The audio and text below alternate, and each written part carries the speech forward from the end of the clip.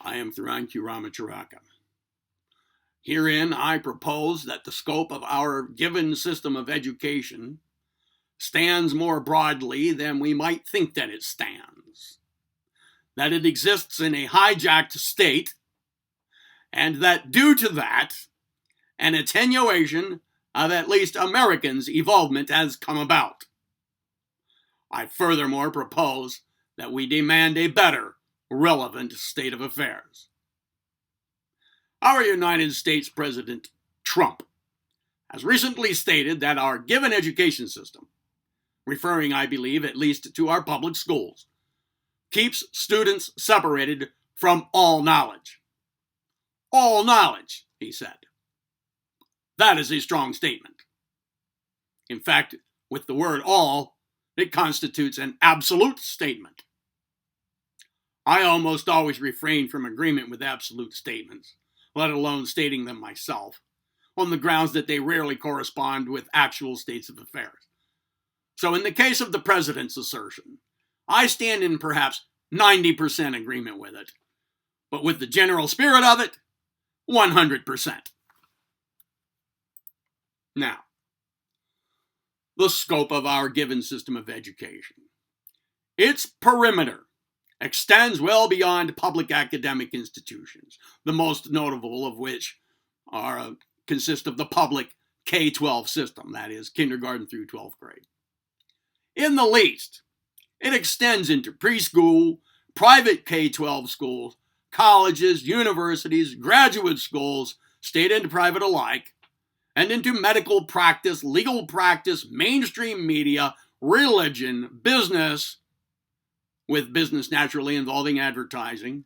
In fact, it extends into nearly all venues of socialization, with that latter, of course, involving the often underrated peer pressure.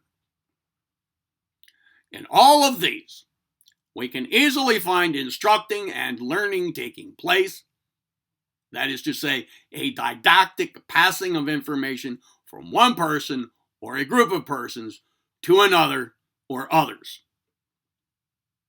I point this out here in order to set in place for us a realistic view of the scope of education in our lives, and so that when I proceed into discourse here about school, where we more commonly take education to exist, we will maintain that my comments may also apply more broadly. Okay. With that established, let's proceed with the smaller picture, that is, public schools and education. I recall that at some point during the last 40 or so years, one of our U.S. presidents, I forget who it was, one of our U.S. presidents was called the education president. He having said, with respect to public education, no child will be left behind. I also recall a related trend called affirmative action. But I also recall a nearly simultaneous lowering of standards. A lowering of standards for the passing of students from one school grade to the next, and of standards for graduation. I recall a corresponding lowering of standards for acceptance into many of our colleges and universities, while also the number of post-public education institutions increased significantly. I also recall a time when proficiency with penmanship, spelling, grammar, composition, arithmetic, and basic algebra, basic home economics or trade skills, health, and speaking were high school graduation requirements. I have witnessed a brow-raising lowering of these standards, right alongside the aforementioned talk of better education available to everybody. So what we have is a set of nice-sounding stated ideals, a few actions which appear to support them, and an actual dumbing down of citizens, with many of them not possessing awareness of what has really taken place, or even arguing against it. not possessing awareness of what has really taken place, or for that matter, possessing much other awareness outside of how to separate others from their money. I believe that what has actually taken place has resulted from intentional social engineering to bury people in ignorance, ultimately toward humanity's overall consciousness hijacking. We have ended up with a population, the main of which has an extremely narrow scope of common constructive abilities or beliefs, poor communication skills, poor math skills, poor writing skills, poor thinking skills, low levels of personal development, and little common knowledge of general affairs once held to be common to everybody, such as who won the American Civil War. We have ended up with a force of people who have little to share communicatively with others beyond affairs such as who ran into whom on the highway, what is for dinner, which team won the game, and what so-and-so makes per hour at her job. And we have ended up with a force of people who demonstrate little ability to learn and to actualize much more than that. We have ended up with a significant portion of the population arguing over trite affairs and easily led into dull-minded, plodding behaviors. We have ended up with a population that expresses few or no skills in personal involvement, and which is easily divided over important issues, and which is easily hijacked at the consciousness level. And I think we have ended up with these conditions in place as a result of some rather sinister social engineering. Now, how does this smaller picture, in other words, that of the public education system, relate to the larger picture of education that I created at the outset here? Well, for one thing, in the schools, we learn ways to learn and to teach in accordance with the methods employed in that environment. Now, these ways, to some extent or other, get carried into the broader education framework. With the exception of the early life family contribution to a child's life education, that is, via parenting, the child's K-12 education, in large, forms the core of his lasting belief matrix. A matrix which serves as a filter through which passes all further information from the broader framework. And that further information largely stands consistently with that learned in school, and is judged accordingly, and is thereby reinforced, or in fewer cases, is simply rejected. Now, yes, it is true that not all information and thinking skills promoted in the broader framework are consistent or correspond exactly with those which get learned in school. For example, in school, students are not taught interpretations of Bible verses, but such are taught in certain religious institutions, religion being one of my stated branches of extra public school education. Each branch, yes, has its unique informational emphasis. But they do all work together to form the collective educational system throughout life. And if in school we are taught, say, the theory of natural selection as the mechanism of biological evolution, while we are taught in church the theory of creation as the cause of human being, well, we see an apparent exception to the rule. And in certain superficial regards, it is an exception, yes. But upon a closer look, that is as far as the exception goes. For the confusion coming from it leaves the student faced with a false dilemma, one involving narrow views of only two options: Darwinism or fundamentalist creationism. This false dilemma and its corresponding confusion exemplify desired results of the social engineering to which I have referred, carried out in the broader educational framework which I have laid out. Such false dilemmas over deeply meaningful affairs help to keep humanity dumbed down, confused, and engaged in petty disputation. Moving along. The public education system trains brain hemispheres to develop unequally.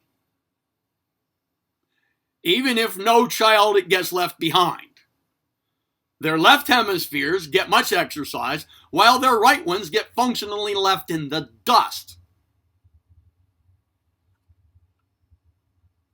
This stunts the mental capacities of creative, nonlinear, and archetypal thinking, as well as of synthesis, insightfulness, and mental imaging. And most of the broader educational system that I have laid out here runs accordingly. In the end, we have an increasing number of people who cannot think clearly, can barely do mental arithmetic, who have almost no capacity for original thought, who claim to believe only what they can see while they actually see very little, and who better understand how things are divided up than how things work together, who have rather easily recognizable difficulties with human communication, who emotionally develop minimally, who have only a small set of commonly held beliefs, and who consequently are all the more controllable.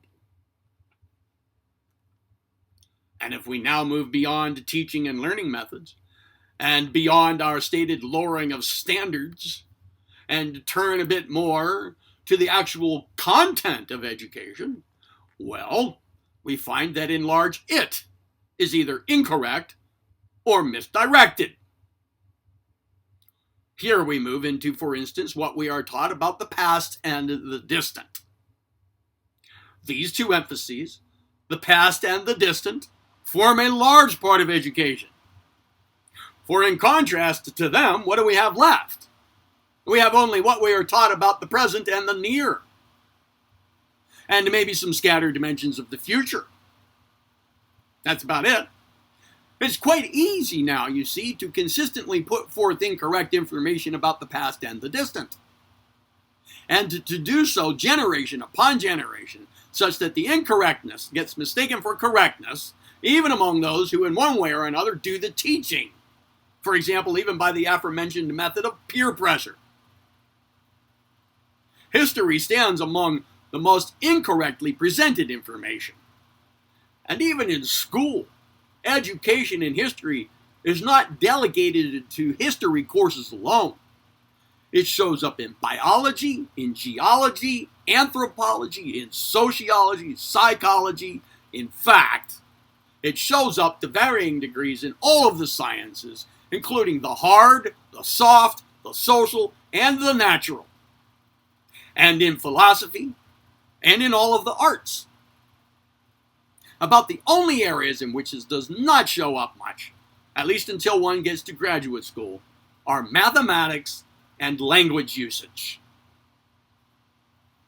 And when it comes to mathematics, the hard sciences, engineering, and language usage, we run into either lowered standards again, or into information biased toward the weeding out of people who demonstrate one or more aspects of so-called learning disability, and we move toward the ignoring of certain areas of information that might allow for the more rapid development of humanity, whether that development be technological, mental, spiritual, emotional, social, or biological. For example, we are taught very little about the development of will, about mental discipline, about self-control. We are taught almost nothing about the mathematics with which Nikola Tesla experimented. We are taught very little about critical thinking. We are taught very little to nothing about holistic medicine. We are taught very little about who and what the human species actually is. We are taught very little about the electromagnetic fields of the human organism and how to consciously control them. We are taught very little about the actual workings of the social elite and their roles in government. We are taught very little accurate information about the solar system and beyond.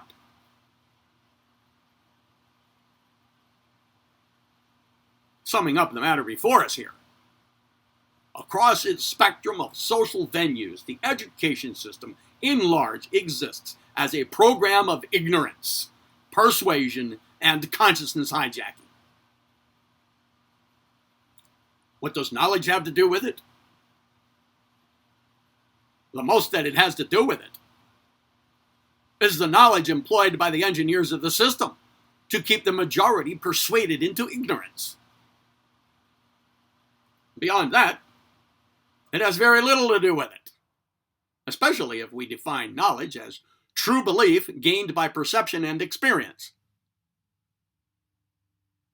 That is why I agree with the general spirit of President Trump's assertion that in our schools we are cut off from all knowledge. And my thesis here goes beyond the scope of his, to include nearly every social institution which somehow functions to educate us. We must now demand more from the entire education system than what we have, and better from it than what we have, if we are to become more and better than what we are. We must now demand of universal will to bring about the conditions for the manifestation of these effects in our lives. We must now demand that our president follow his words with relevant action. We must now demand of ourselves these same effects, focusing upon them with mental imagery, attention control, and action in our own lives toward our own education as well as that of our children. We must tell our children the truth about education as it currently stands, teaching them how to accept what education is provided, but then also how to think about it. We furthermore must at this point encourage them to seek either trade or technical school degrees after high school graduation, or professional school degrees after college education, and to take all such education for what it is worth, which at this point might amount to little more than a route to financial security. And we must teach them to teach themselves creatively and continuously after they are gone from our lives, or we are gone from theirs. We must trod the path toward self-management, self-mastery, self-education, and true selfhood. We must do this in the privacy of our homes, in the sacred solitude of our souls, and collectively as people who care for the evolvement of humanity and of all life beyond it. We must do it because if we do not, then we are going in the other direction. We must do it in order to graduate from ignorance, from consciousness enslavement, and from the dull, spirit-killing patterns of our current existence. We must do it because it is in our hearts to do it. We must do it because universal will flowing through us urges us to do so. We must do it because doing so means engagement in true core education. And we must do it because it is our duty. We must do it. Hit the thumbs up, comment below, share, click on the subscribe, then click on the notification bell that pops up, check the box, and save. I'm Thiranki Ramacharaka. Be well.